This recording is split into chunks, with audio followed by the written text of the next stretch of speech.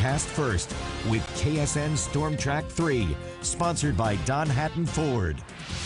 Good morning, Kansas. Wichita, mild start to the day. Pretty dry out there, too. But I still want you to grab something with long sleeves, coat, jacket before you head out the door. Your future self will thank you because temperatures are going to be taking a tumble through our Thursday. Got a strong cold front on the way. Take a look at this forecast first. Starting off 68 this morning, down to 60 degrees by the lunch hour, and then 50 by 4 p.m. Even bigger changes ahead for other parts of the area. I'll show you coming up in your forecast. Your news starts now. Here for you in Wichita and across Kansas. This is Kansas Today. Well, as Ronell has been talking about for days now, that cold weather is coming. We're going to show you how the city is preparing for the winter season ahead. And a tanker crash could disrupt your morning commute. We're going to show you what you need to know before you head out your door. And taking a live look there quickly out of our Skyview cam, and we are actually going to take things out to the crew right now. I can tell you that about 10:30 last night, 911 received a report from the refinery here that there was a gentleman possibly carrying an assault rifle out here in the refinery, along with two other gentlemen that was with him. The refinery called the sheriff's office, or called dispatch, and we responded out here and set up a perimeter to try to contain these three individuals over on the crude unit of the refinery. There's a very large turnaround going on out here right now. There were approximately about 600 people out here working last night. The refinery done an excellent job of evacuating those people. As I said, we set up a perimeter to contain these three people. We brought in our folks along with the Harvey County SWAT team, the KHP as well. We made it through the weather, and then we done a search of the area of the crude unit where these people were actually supposedly to be. We were not able to find anybody. We did interview the contractor that reported seeing these folks. He was adamant that he's seen an assault rifle on the front of a gentleman that was walking over in the crude unit. The search ended about 5 o'clock this morning. We did not find these three individuals in the refinery. It's safe. The business is going to go on as usual here in the refinery today. The refinery is safe. The schools are safe. The county is safe. We have interviewed this gentleman. We have released him to his company. Not sure of any charges that are going to be pending at this point. But to be on the safe side, the refinery done an excellent job of evacuating. All the contractors was working out here and us setting up a perimeter and keeping these people contained if they were in the refinery. But it's all clear now. We did not find anybody in the refinery. And are there any security cameras in the area? I mean, a guy said he saw three individuals. Is there security footage that you can review? In this particular unit, no, we didn't. There's no security cameras to verify that. We were just working off what this gentleman told us. But as we interviewed him, we started doubting him more and more about some of the stories that he was telling us. But to be on the safe side, along with the folks here at the refinery, we thought it would be in everybody's best interest to still go ahead and search this area to make sure there isn't an active shooter out here. There was no shots fired tonight. It was just one gentleman seeing these three people and reporting it that he's seen someone with a assault rifle. So the refinery took action, done an excellent job of getting their people contained and out of here and moved into one area, setting up a perimeter, doing a search and a sweep along with the Harvey County ERT team, and we found nobody. Thank you very much. Okay. Could you say and spell your first and last name, sir? Kelly, K-E-L-L-Y, Herzit, H.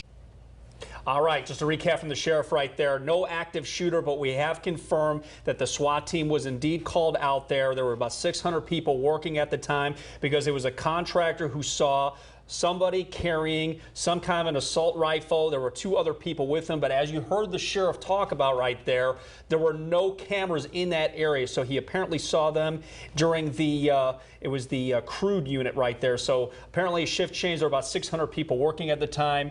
Bottom line, people are safe right there. Business is safe as usual. Schools are safe. So we're going to continue to follow that story. Yeah. And if you're one of those he was talking about during this big turnaround and the shift right now, there are a lot of people working out there. So if you're one of those people, he said it's business as usual today there at Holly Frontier Refinery. Okay.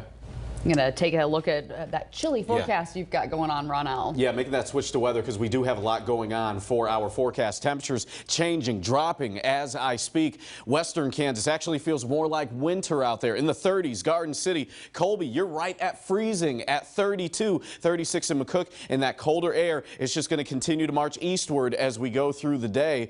20-mile-an-hour wind gusts, at least in western Kansas, and actually nearing 40 to 50 miles an hour when it comes to those wind gusts not all that long ago. So we've still got some howling winds out there, and those will make it feel pretty blustery through our Thursday. Got a few storms, some leftover showers making their way outside of our area, but maybe a few leftover raindrops right along Butler, Greenwood County, up towards Dickinson County. But it's really going to be about our temperatures today, just crashing. That's going to be the bigger weather story. 39 in Garden City right now. You were actually just in the 40s, so just more proof that those temperatures are falling. So therefore, for the kiddos getting ready to head out to the bus stop, give them the coat, something with long sleeves, maybe even something a little bit heavier if you're in western Kansas, because it's going to get downright chilly once we get into the afternoon, going from 65 this morning down to 52 by the time that last bell rings. I'll have more updates concerning some freezing temperatures, chance of seeing a few snowflakes in just 15 minutes. Guys?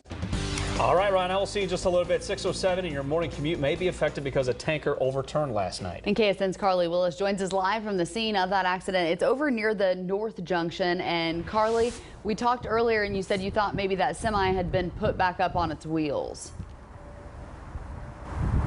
Yeah, Gwen, that's right. We do think that. Actually, I'm going to step out of this frame here and show you what we see. Many less vehicles than were here just an hour ago, but it does appear that those northbound lanes of I-135 are still closed, so that will definitely affect these early morning commuters. I have an update of what happened last night. According to KHP, a semi-truck suffered a tire blowout and left the roadway. It struck a guardrail, it struck another car, and then eventually turned on its side and slid about 100 yards before coming to a stop. That took a 50-year-old man to the hospital, and as I said, many less cars are on scene there. You can see exactly what I'm seeing right now. I was told they were hoping to get those lanes back open by 6 a.m. so that this isn't a total mess here in a couple hours, but it doesn't appear that they're open yet. We're going to stay on scene and let you know once those northbound lanes of I-135 are back open. For now, live in North Wichita, Carly Willis, KSN News 3. All right, Carly, thank you for that. The time is now 6:08. New this morning, the Sunflower is reporting someone found a person dead at Morrison Hall Wednesday. And Wichita State Police said there's no indication right now of foul play. Police say they know the victim's name, but they are not releasing it until they notify the family. Landscaping companies will soon be starting their winter preps. Kansas weather keeps the suburban landscape management team on its toes. At any time, they can go from mowing lawns to plowing snow. And after a really wet spring, Paul Bethel's team is prepping early for this cold ahead. Prepping all of our equipment and servicing all the spreaders and trucks and snow plows that we have. Employees over at Plant Kingdom are also getting ready for winter. They are keeping residents plant safe from the plummeting temperatures by picking up those tropical plants before the cold ever hits and storing them here at greenhouses. 6:09, speaking of that snow, it is not expected to fall in Wichita yet, but the city's gearing up for it. Crews are working on another salt storage facility, and that building will house 100% salt and could be used in cases of emergency. If during the winter we're having trouble getting resupplied with the salt, we have control of our own reserves. We can take those salt reserves out, mix them with the sand, and have additional salt sand mix to deploy. The capital improvement budget is paying for that storage facility. That being said, storms rolled through some parts of the state overnight. Before winter weather moves in, download the Storm Track 3 weather app. It's a free download on Apple and Android devices. Well, police released the name of the victim in a deadly crash we first told you about on Kansas Today. Police say yesterday morning, 72-year-old Stephen McLean was driving the wrong way and hit a pickup truck head on. He died there at the scene. This happened in the eastbound lanes of Kellogg near Mays Road. The driver of the truck suffered minor injuries. 610, alcohol during college basketball games. That's going to be the case in Manhattan. K-State will start selling beer and wine during men's and women's basketball games. Sales begin when doors open and end well before the games are over. K-State, though, says it has no plans to expand liquor sales to Bill Snyder Family Stadium. Crews in Wichita are meticulously tending to this prime piece of real estate that will soon become the center of Wichita baseball. The sod shop of Wichita is busy mowing and fertilizing 3 acres of Bermuda grass that will soon be the infield at the new stadium. Just last week, they added rye to the Bermuda to keep it green through the winter. It's a grade of grass the sod shop owner, Ted Wilbur, says the Kansas City Royals use, and it's going to give these athletes here the best playing surface. It was developed by Oklahoma State, and it's real aggressive, and what that means is it does well with high traffic. In other words, soccer, baseball, what have you. Wilbur says they expect to lay the grass at the stadium by the end of this month, and mark those calendars, all of you baseball fans. The home opener is set for April 14th. All right, 611, if you're in the market for a new job, maybe you're just looking for a little extra cash for the holidays, a career fair is taking place today. It's from 11 until 2 this afternoon. That's at the Holiday Inn at Kellogg and Rock. A big project for tiny homes. One Southwest Kansas school is constructing a lesson plan that's influenced many others to join in. 7 schools from Wisconsin, Nebraska, and all parts of Kansas have joined Ness City High School in learning how to build a tiny home. It's the 4th year that Ness City High School has teamed up with trailer-made custom trailers to put students' building skills to the test.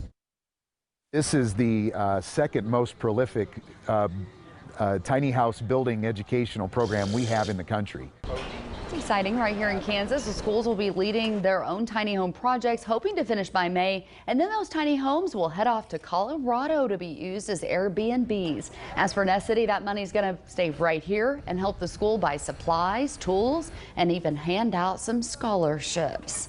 All right, plenty more Kansas Today coming up after the break. That's right. Stay with us, everyone. Things cooling down quite a bit over the next 24 hours, going from fall to winter. Details in just a few minutes. You're watching Kansas Today with Brett Bogansky, Gwen Bevel, and weather with meteorologist Ronell Williams.